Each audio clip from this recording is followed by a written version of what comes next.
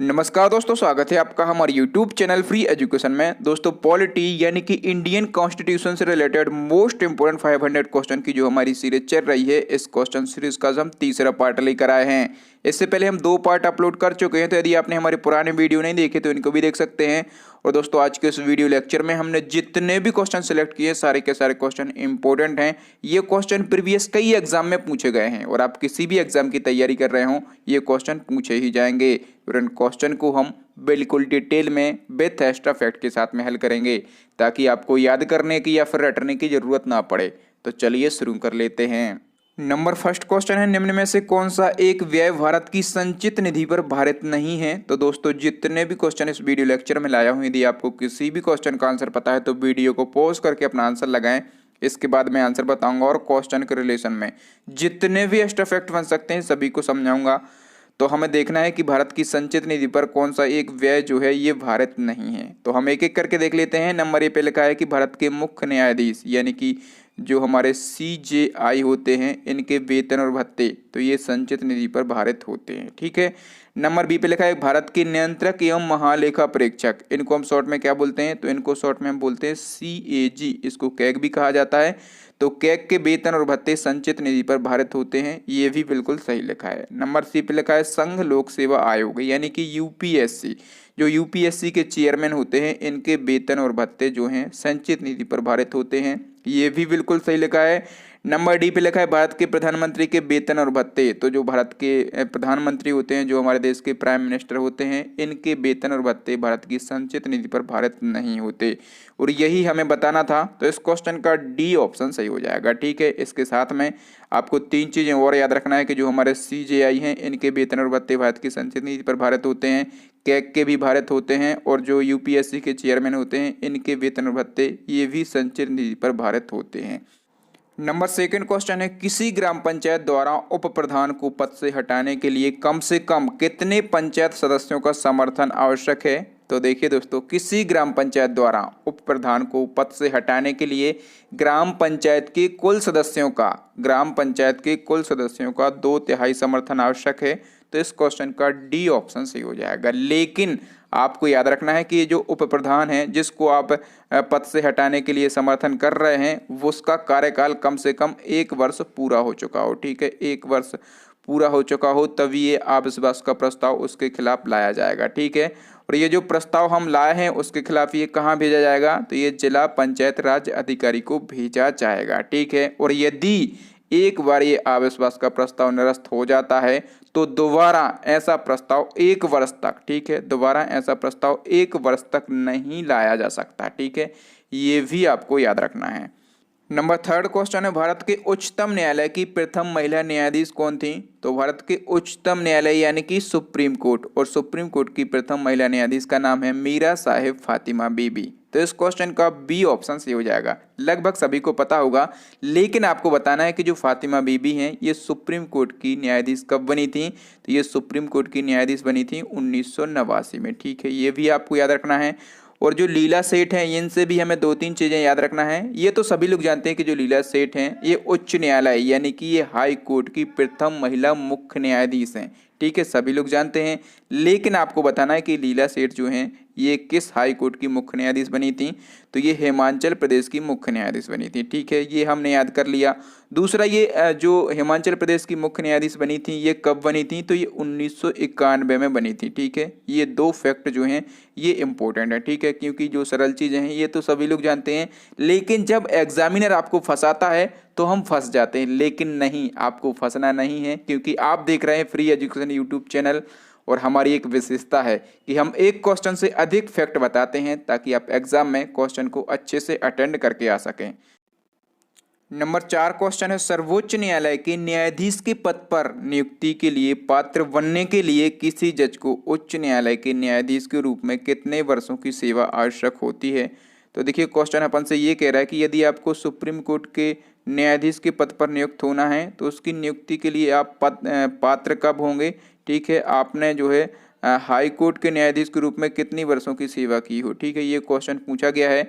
तो देखिए मैं आपको बता दूं कि किसी व्यक्ति को सुप्रीम कोर्ट का न्यायाधीश बनना है यदि, तो उसके लिए क्या क्या आवश्यक होता है। सबसे पहले तो जो कॉमन सी चीज़ है, जो कॉमन कंडीशन होती है कि वो भारत का नागरिक हो, ठीक है, ये जरूरी होता है। ठीक है, दूसरा जरूरी क्या होता है कि कम से कम 5 वर्षों तक किसी हाई कोर्ट का जज रहा हो। ठीक है, और यही क्वेश्चन पूछा गया था कि उच्च न्यायालय के न्यायाधीश के रूप में कितने वर्षों की सेवा आवश्यक होती है, तो 5 वर्षों की होती है। ठीक है, तो इस क्वेश्चन का ए ऑप्शन सही हो जाएगा। पहली कंडीशन वो भारत का नागरिक हो, दूसरी कंडीशन ये होती है कि कम से कम 5 वर्षों तक किसी हाई कोर्ट का जज रहा हो, और या फिर, ठीक है, इसी में या की कंडीशन लगी होती है, और इसकी अगली कंडीशन होती है या फिर 10 वर्षों तक किसी हाई कोर्ट का अधिवक्ता रहा हो। या तो वो 5 वर्षों तक जो है किसी हाई कोर्ट का जज रहा हो, या फिर, ठीक है, या फिर वो 10 वर्षों तक हाई कोर्ट का अधिवक्ता रहा हो। ठीक है, और या फिर, ठीक है, एक जो मेन कंडीशन होती है, या फिर वो व्यक्ति जो है राष्ट्रपति की राय में प्रतिष्ठित न्यायविद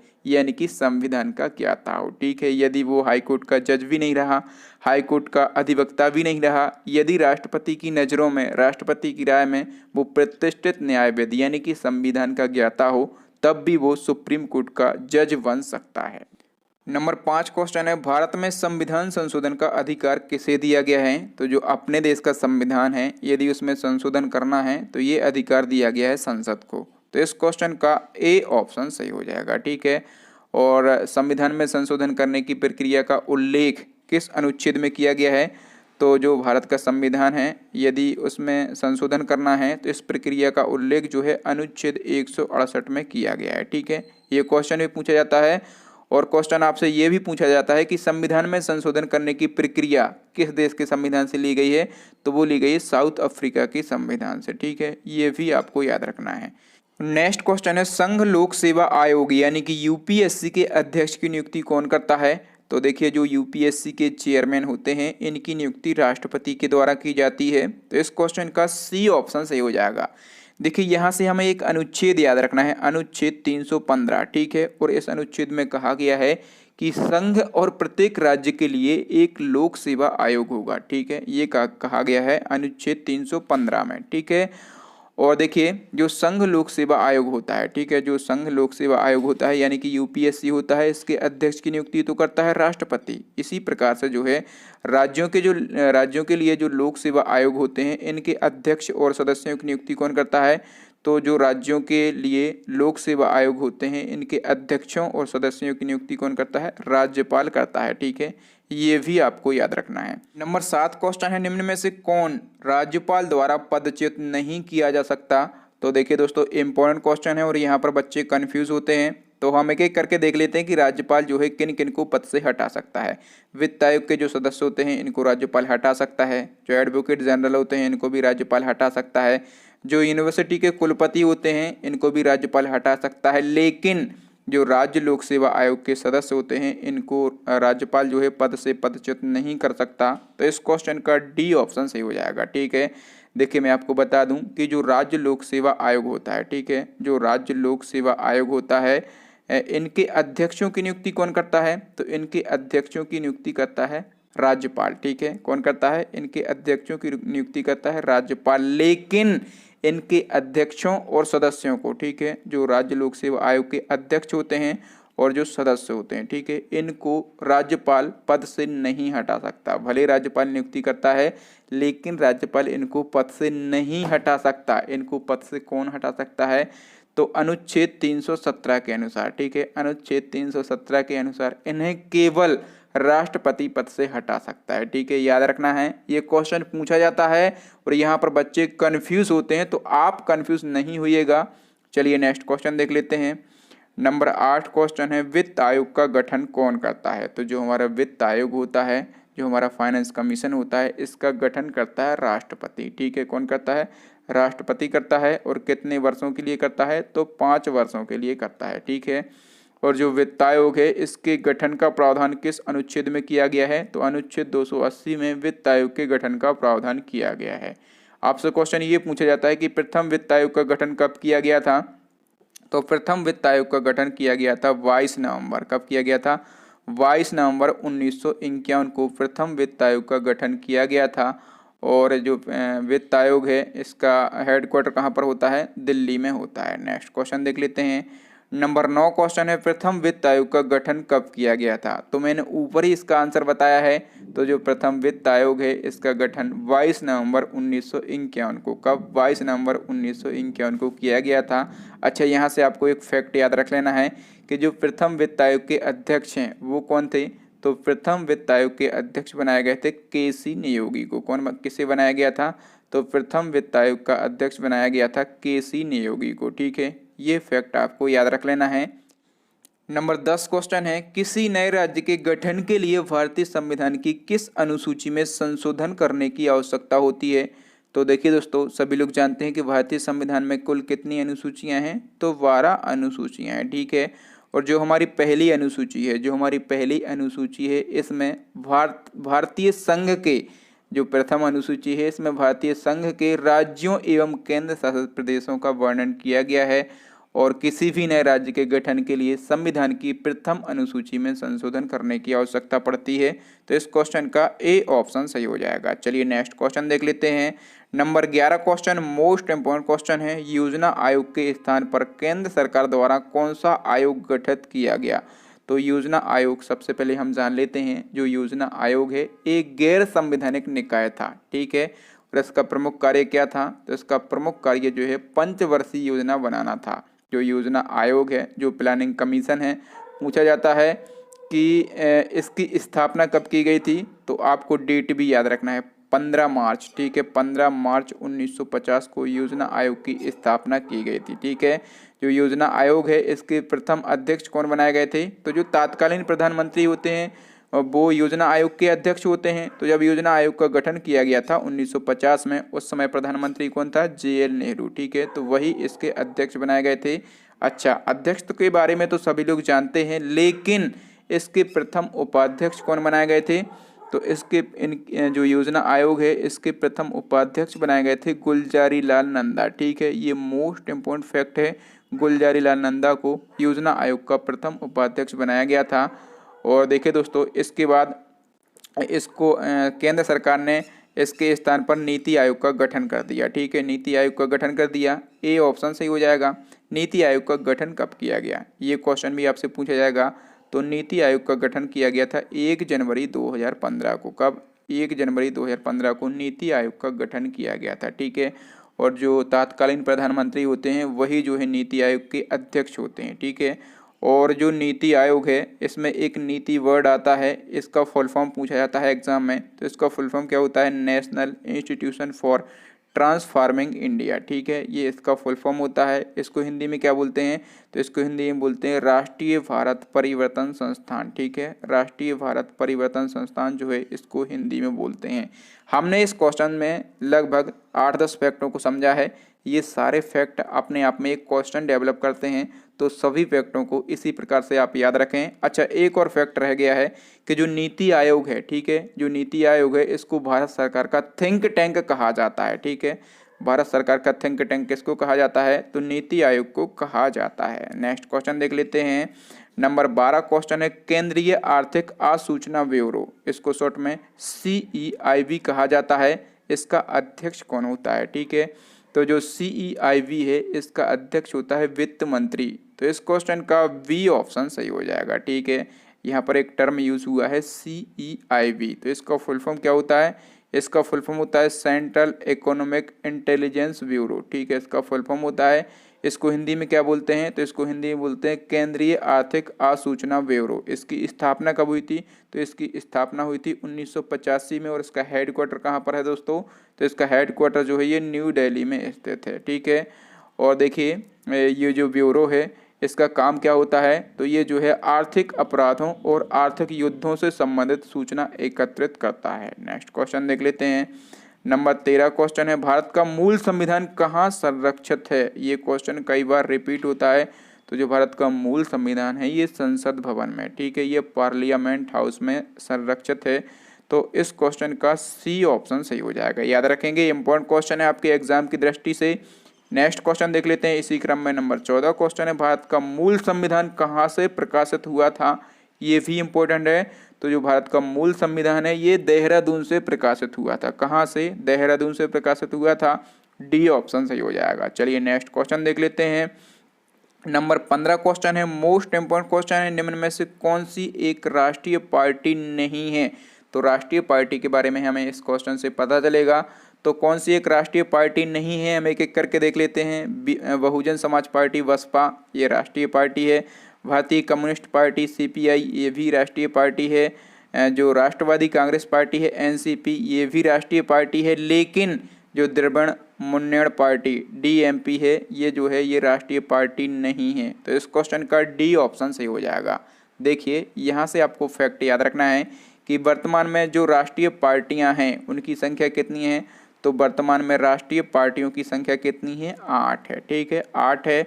और यदि हम बात करें कि क्षेत्रीय दलों की संख्या कितनी है, तो लगभग 53। ठीक है, भारत में क्षेत्रीय दलों की संख्या कितनी है? 53 है। ठीक है, तो क्षेत्रीय दल तो ठीक है, लेकिन जो राष्ट्रीय पार्टियां हैं इनके बारे में हमें पता होना चाहिए कि कौन कौन सी जो है वो राष्ट्रीय पार्टियां हैं, क्योंकि एग्जाम इसी प्रकार से पूछ लेता है, निम्न में से कौन सी एक राष्ट्रीय पार्टी है या निम्न में से कौन सी एक राष्ट्रीय पार्टी नहीं है, और इनकी स्थापना भी पूछी जाती है। तो ये चीज़ें हमें पता होना चाहिए। तो मैंने यहाँ पर एक सूची बना दी है, एक बार हम इसका अध्ययन कर लेते हैं। नंबर ए पे लिखा है भारतीय राष्ट्रीय कांग्रेस, उसको आईएनसी कहा जाता है।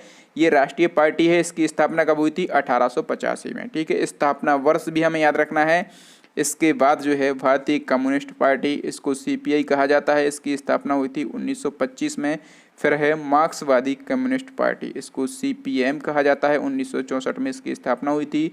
फिर है भारतीय जनता पार्टी बीजेपी, सभी लोग जानते हैं, 1980 में इसकी स्थापना हुई थी। फिर बहुजन समाज पार्टी बसपा, इसकी स्थापना हुई थी 1984 में। फिर है तृणमूल कांग्रेस पार्टी टीएमसी, स्थापना 1998 में।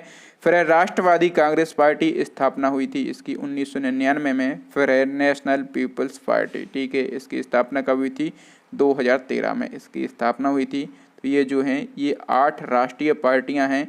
यदि आप चाहें तो इसका स्क्रीनशॉट ले सकते हैं, क्योंकि इसमें यहाँ पर आपको सूची मिल जाएगी, और इस तरफ जो स्थापना वर्ष लिखे हैं ये भी इम्पोर्टेंट हैं।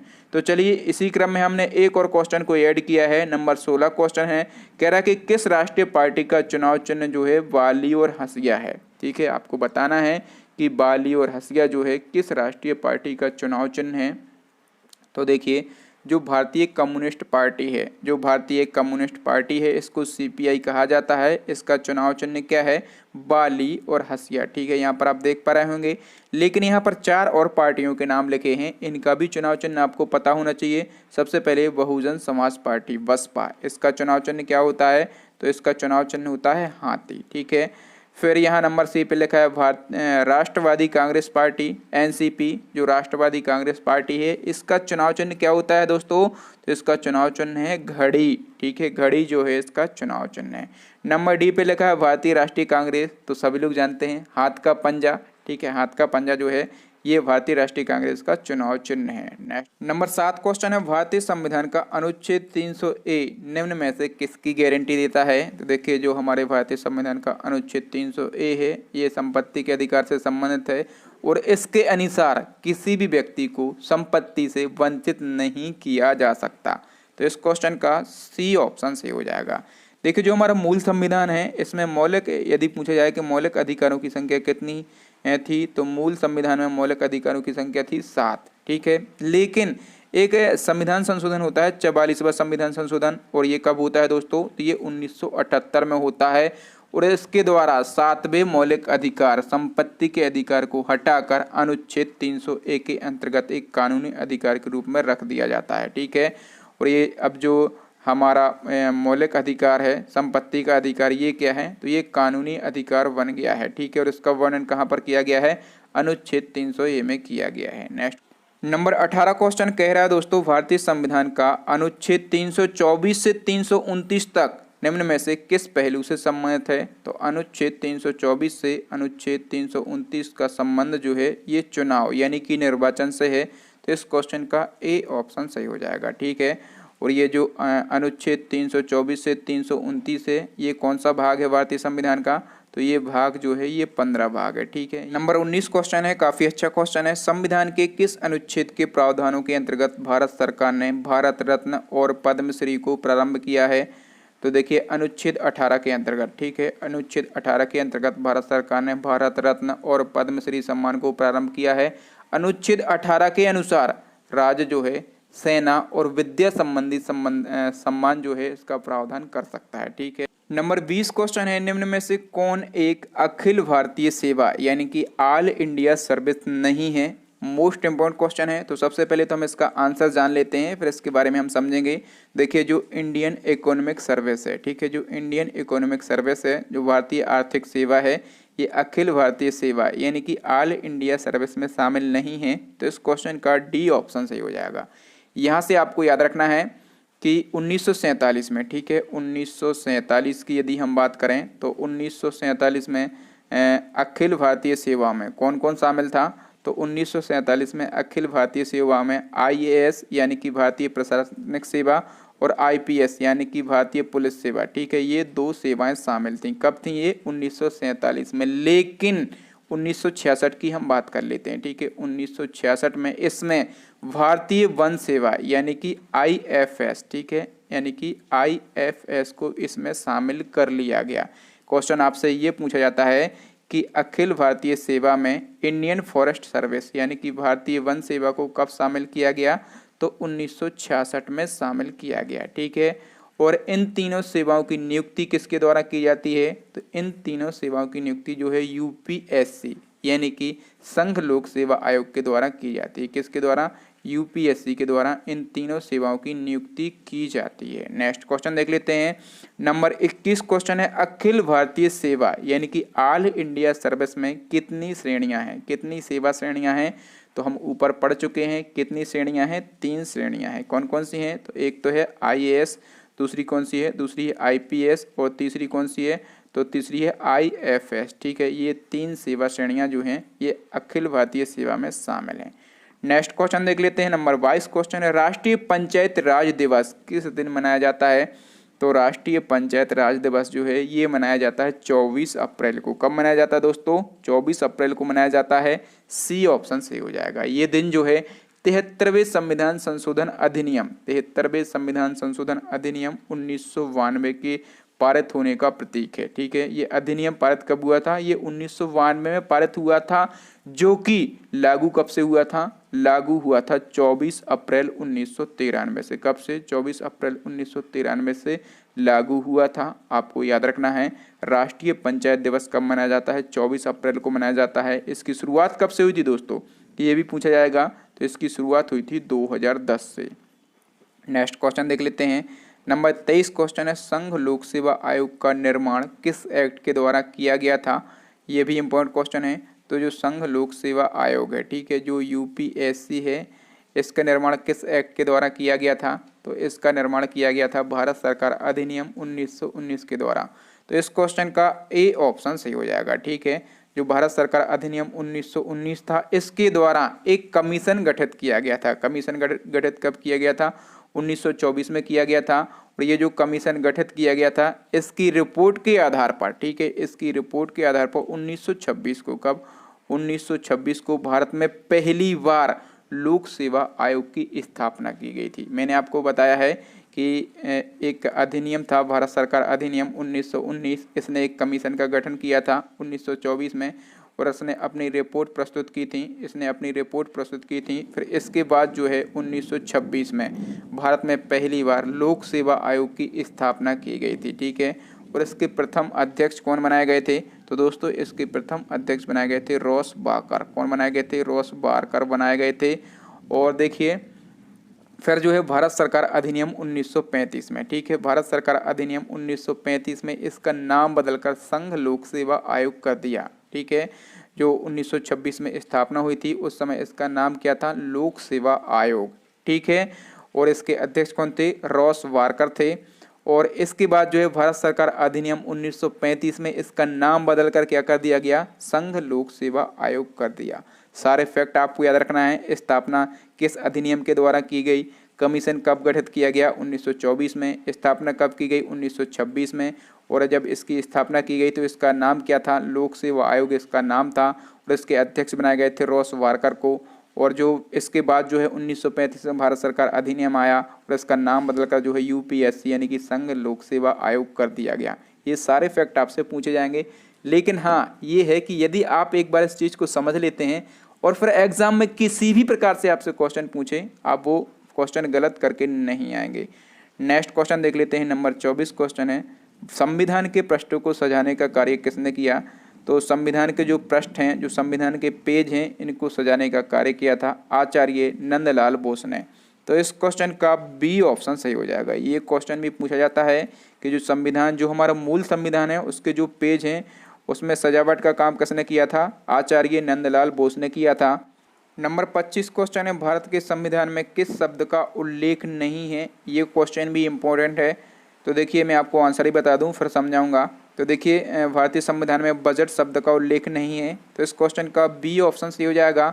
देखिए भारतीय संविधान का एक अनुच्छेद है, ठीक है, अनुच्छेद है 112, ठीक है, अनुच्छेद 112, और इसमें जो है वार्षिक वित्तीय विवरण, इसमें जो है वार्षिक वित्तीय विवरण यानी कि एनुअल फाइनेंशियल स्टेटमेंट का वर्णन किया गया है, ठीक है, जिसे सामान्यतः क्या कहा जाता है, और इसको ही सामान्यतः बजट कहा जाता है। लेकिन संविधान में बजट शब्द का उल्लेख कहीं पर भी नहीं है। नंबर बी की यदि हम बात करें विनियोग विधेयक, तो विनियोग विधेयक का वर्णन किया गया है अनुच्छेद 114 में। कहाँ पर किया गया है, अनुच्छेद 114 में विनियोग विधेयक का वर्णन किया गया है। यदि हम बात करें नंबर डी की भारत की संचित निधि, तो भारत की संचित निधि का वर्णन किस अनुच्छेद में किया गया है, तो अनुच्छेद 266 में, ठीक है, अनुच्छेद 266 में भारत की संचित निधि का वर्णन किया गया है। जो मैं एक्स्ट्रा फैक्ट आपको बताता हूँ कि जो विनियोग विधेयक है इसका वर्णन किस अनुच्छेद में किया गया है, जो संचित निधि है इसका वर्णन किस अनुच्छेद में किया गया है, मैं ऐसे ही नहीं बताता। ये क्वेश्चन कई बार पूछे जाते हैं। क्वेश्चन आपसे यही पूछा जाएगा कि भारत की संचित निधि जो है इसका वर्णन किस अनुच्छेद में किया गया है, अनुच्छेद 266, या फिर पूछ लेगा अनुच्छेद 266 में किस चीज़ का वर्णन किया है, तो भारत की संचित निधि का वर्णन किया है, ठीक है। तो यहाँ पर हमारे 25 क्वेश्चन कंप्लीट होते हैं दोस्तों। अब नेक्स्ट एंड लास्ट क्वेश्चन है आपके लिए, चैलेंजिंग क्वेश्चन है जो कि हम पूछते हैं हमारे प्रीवियस वीडियो से। इसका आंसर आपको कमेंट करके बताना है, भारतीय राष्ट्रगान का अंग्रेजी में अनुवाद किसने किया, ठीक है। आपके लिए 4 ऑप्शन दिए गए हैं, आंसर आपको बताना है, ठीक है, अंग्रेजी में अनुवाद किसने किया और कब किया, और भारतीय राष्ट्रीय गान के बारे में, ये कब गाया गया पहली बार, ये कब लागू हुआ, किसने, कौन इसके रचयिता हैं, ठीक है। जितने भी फैक्ट आपको पता हों आप लिख दें, क्योंकि ये जो क्वेश्चन है प्रीवियस वीडियो में मैंने इसको बिल्कुल डिटेल में समझाया था, ठीक है। और भारतीय राष्ट्रीय गान के बारे में आपको पता होना बहुत ही ज़रूरी है। तो थैंक यू दोस्तों, वीडियो देखने के लिए बहुत बहुत धन्यवाद। आपको वीडियो कैसा लगा ईमानदारी से हमें कमेंट करके ज़रूर बताएं, और यदि आपको वीडियो अच्छा लगा हो तो इस वीडियो को लाइक करें, और कम से कम अपने 5 दोस्तों के साथ इस वीडियो को शेयर करें, और हमारे चैनल को सब्सक्राइब करने के साथ साथ बेल आइकन जरूर दबाएं, ठीक है। बेल आइकन दबाने से क्या होगा कि जब भी मैं नया और लेटेस्ट वीडियो डालूंगा तो उसका नोटिफिकेशन सबसे पहले आपको मिल जाएगा, ठीक है। नोटिफिकेशन आपको जरूर दबा लेना है, क्योंकि हम कंटेंट के साथ विश्वास भी जीतते हैं। और दोस्तों क्या करना है आपको कि इसी प्रकार के जो इम्पोर्टेंट वीडियो हम बनाते रहते हैं उसको वो जो है हम प्लेलिस्ट में सेव कर देते हैं। तो प्लेलिस्ट को विजिट करके आप हमारे पुराने वीडियो देख सकते हैं। कैसे, प्लेलिस्ट में जाके प्लेलिस्ट की लिंक आपको यहाँ पर आई बटन में मिल जाएगी, नीचे डिस्क्रिप्शन में मिल जाएगी, या फिर अभी आपको स्क्रीन पर 3 महत्वपूर्ण वीडियो देख रहे होंगे, इनको देख लें। थैंक यू दोस्तों, मिलते हैं अगले वीडियो में, तब तक के लिए जय हिंद, जय भारत, वंदे मातरम।